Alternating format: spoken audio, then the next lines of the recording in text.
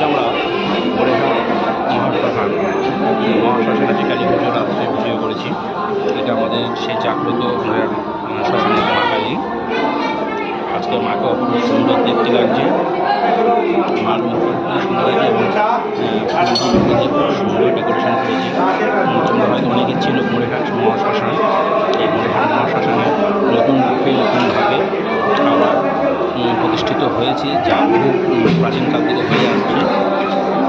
আজ অবসারা প্রচুর মায়ের ভক্তরা এসে ভিড় করেছে, যারা মোমবাতি জ্বালিয়ে ধূপ জ্বালিয়ে মাকে অভ্যর্থনা জানাচ্ছে। তারপর সুন্দর করে কত সুন্দর করে ডেকোরেশন করেছে মন্দিরটা। মন্দিরের সামনে যে গোমাতা কাঁচের বাক্সের মধ্যে আছে এবং খুব সুন্দর ডেকোরেশনটা, অপূর্ব ডেকোরেশন।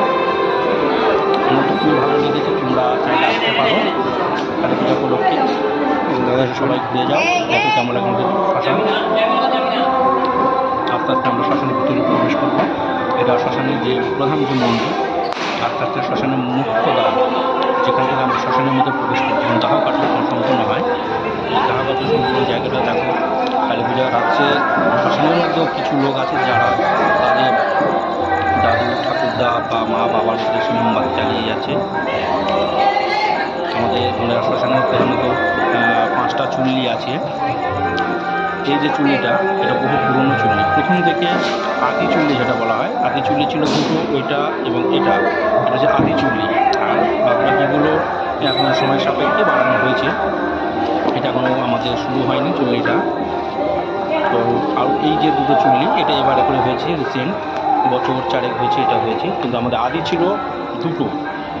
দুটো তোমার দেখাচ্ছি, দেখো। কালী পুজোর রাত্রে সবাই তাদের মাতৃ উদ্দেশ্যে মোমবাতি জ্বালাচ্ছে এবং ভিতরটাও দেখো কত সুন্দর আলোতে সজ্জিত করে দিয়েছে এবং প্রচুর লোকের আনাগোনা চলছে। তোমরা সবাই এসো, দেখো আমাদের বড়েঘাট শ্মশান মহাশ্মশান কেমন লাগছে অবশ্যই তোমরা সবাই জানাবে। এবং এই শ্মশানে কে কে এসেছো প্লিজ কমেন্ট করবে সবাই।